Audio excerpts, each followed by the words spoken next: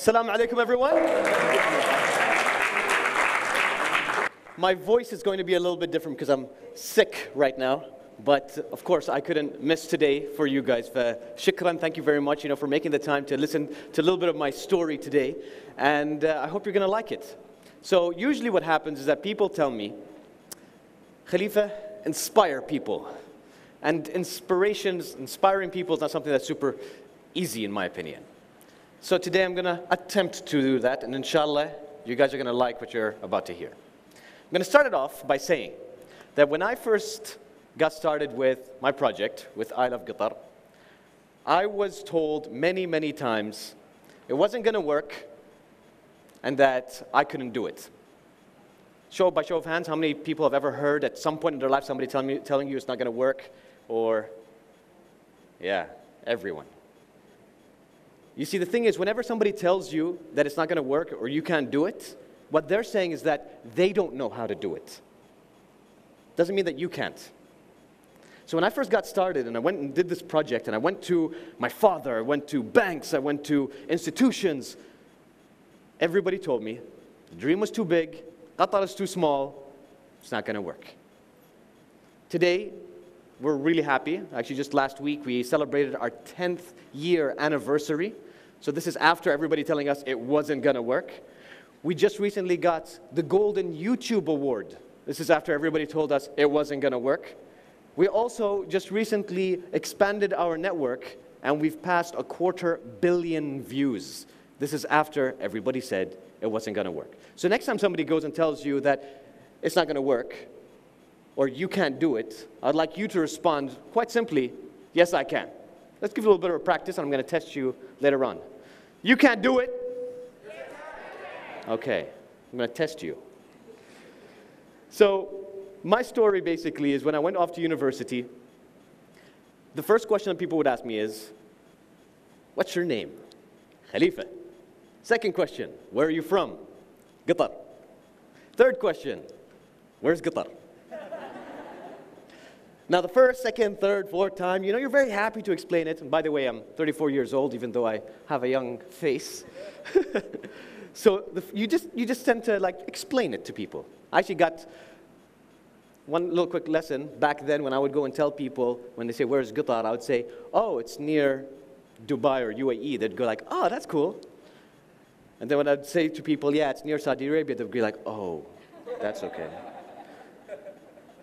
But now, of course, whenever any of my other friends hear about Qatar, I'm really proud to know that everybody knows about our country because of all of the great achievements and all the great things that are happening.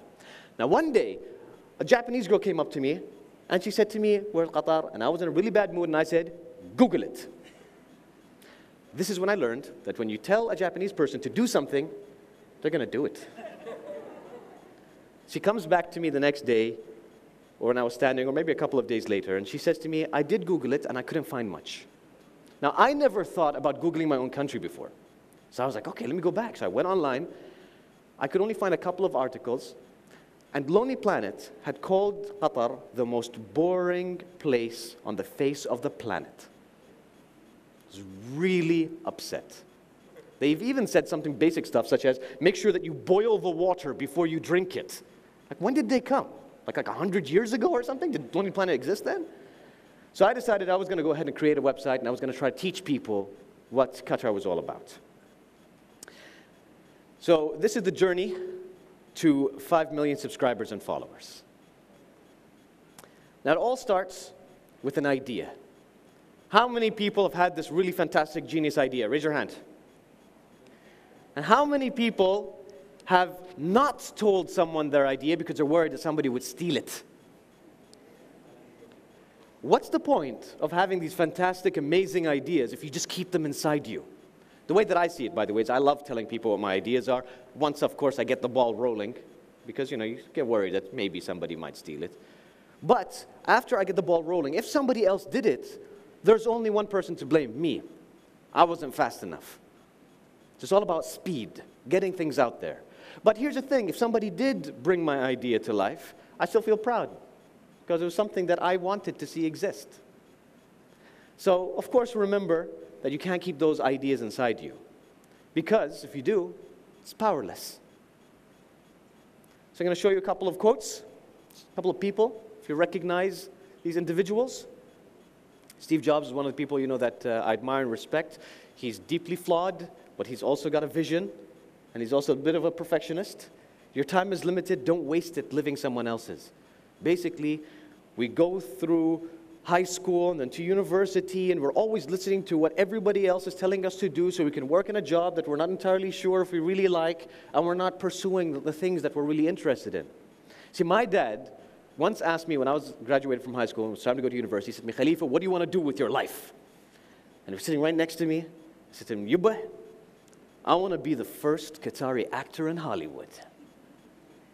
And that's when he put his arm around my shoulder, looked at me with a nice warm smile and said to me, Khalifa, are you stupid? So I ended up becoming a lawyer because that was the closest thing to acting in front of a jury, I guess. But I never actually practiced it because I was always interested in media. So it's funny how things come full circle and you end up doing what it is you really like, if you really care about it and you're willing to go after that dream. Another quote. Some people might recognize this individual. Some people like him, some people don't. I think T-Break Media are giving him a bit of a run for his money. He says, life's too short to spend it on the things that you hate. Spend it on things that you love. Simple, right?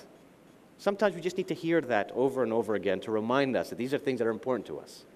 Another quote. Who recognizes this gentleman?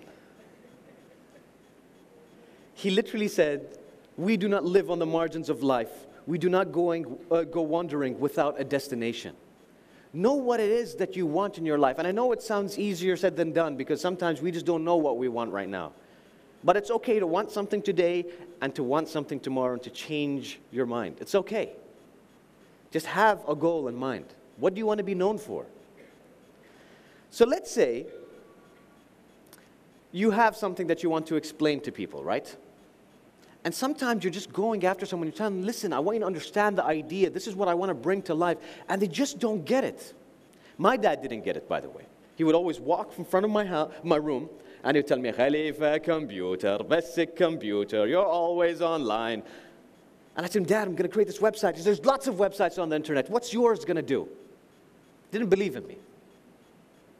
But, of course, I pushed through. I said, I'm going to do this because there's a bigger purpose to what I'm doing. I'm going to help introduce people to Qatar. And you know, it only takes one person to make you love or hate a country.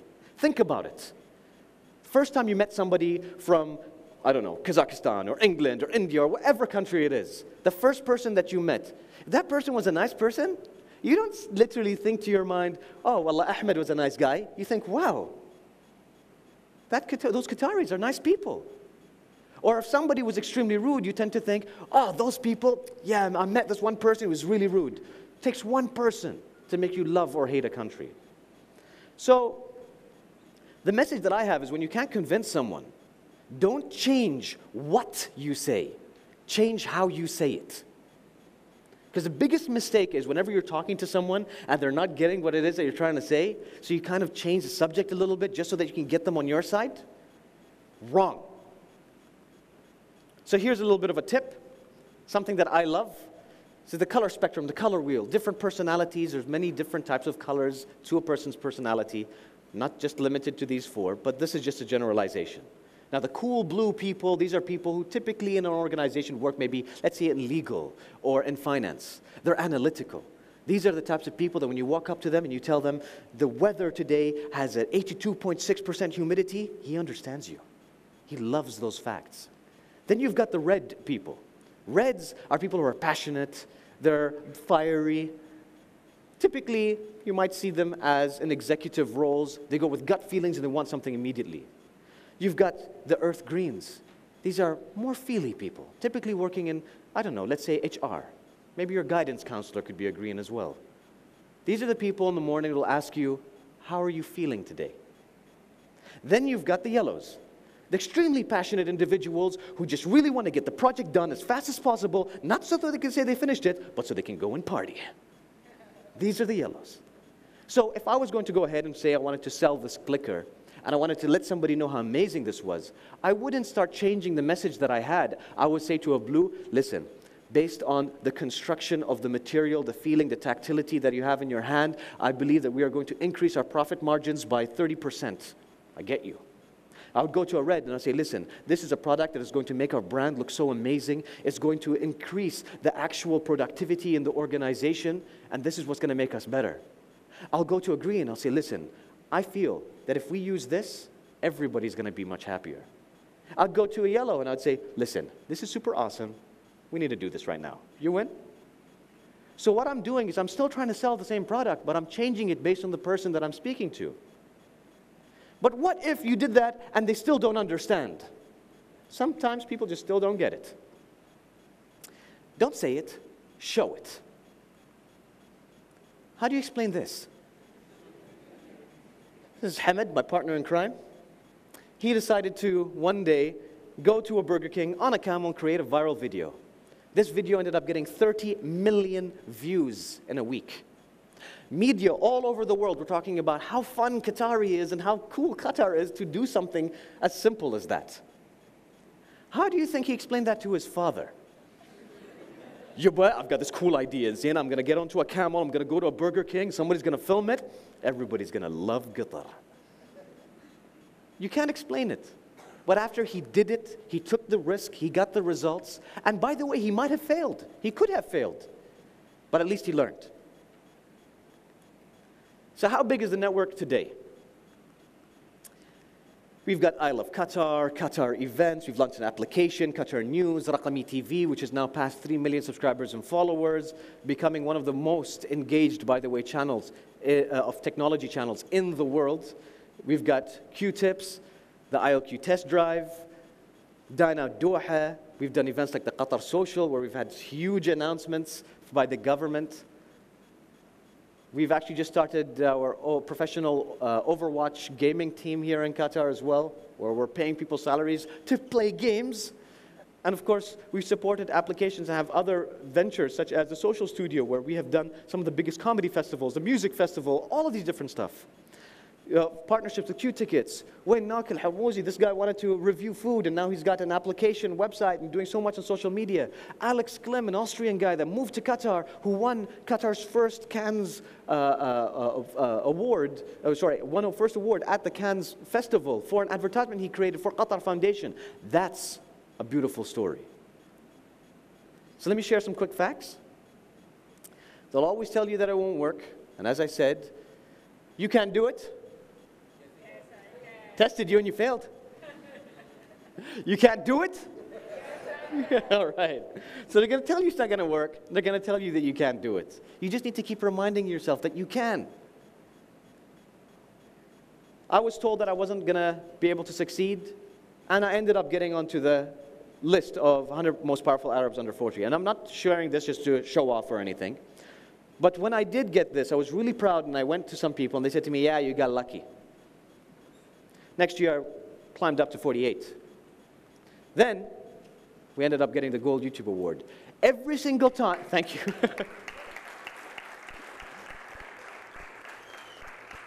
Every single time we achieved something, I achieved something, and even though I had new ideas, everywhere down the path, somebody said I wasn't gonna do it. Why am I sharing this with you?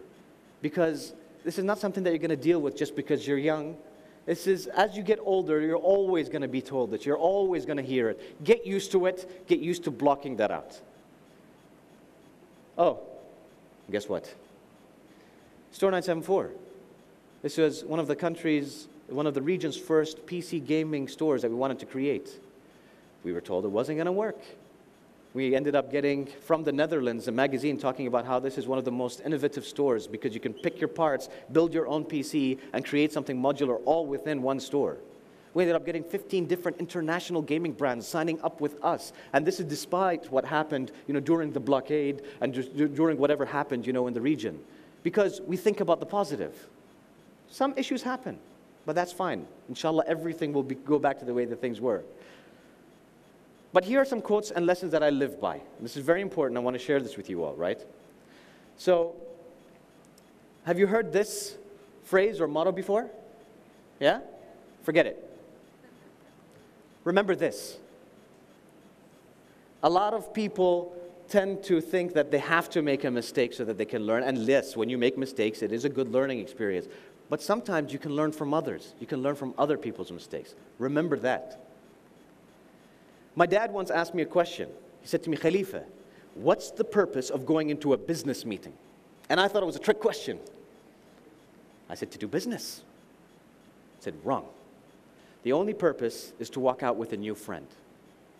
Because when you create these connections, these relationships, they're more valuable than making some money. And he actually gave me an example. He said to me, walk up to someone and say, excuse me, do you mind letting me borrow a rial? Yeah, sure, why not? Here you go. Try to walk up to someone and say, hey, do you mind letting me borrow your heart? You're weird, man.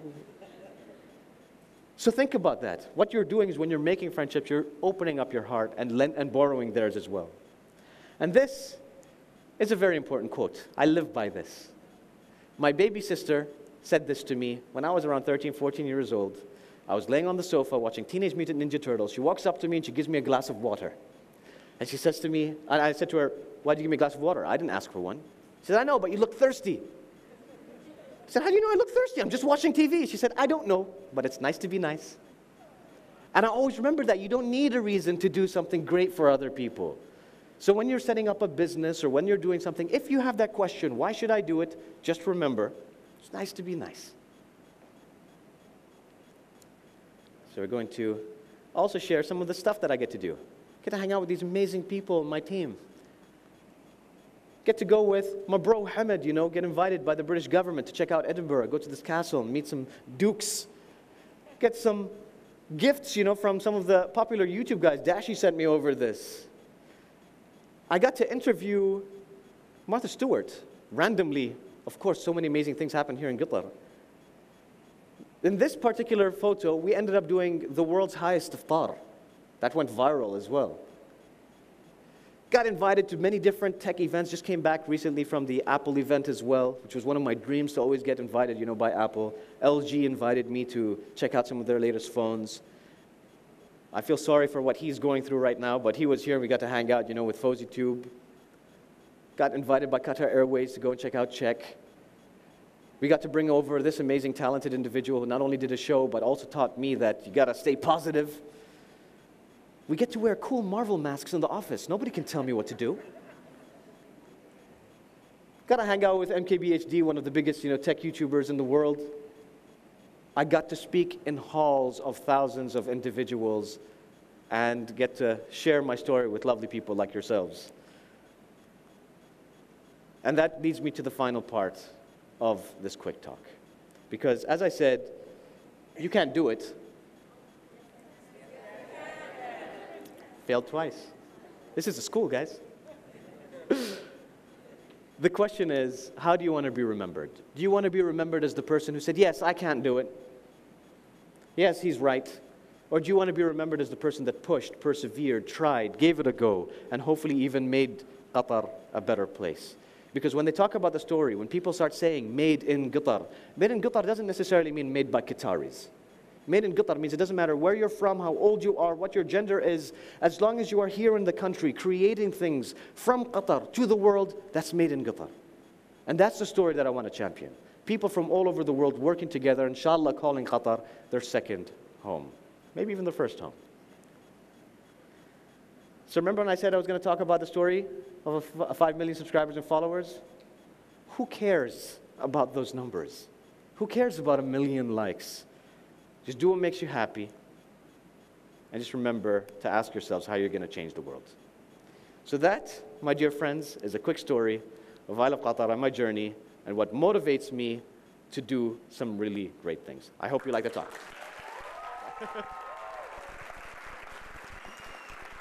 Follow me. All right, thank you very much.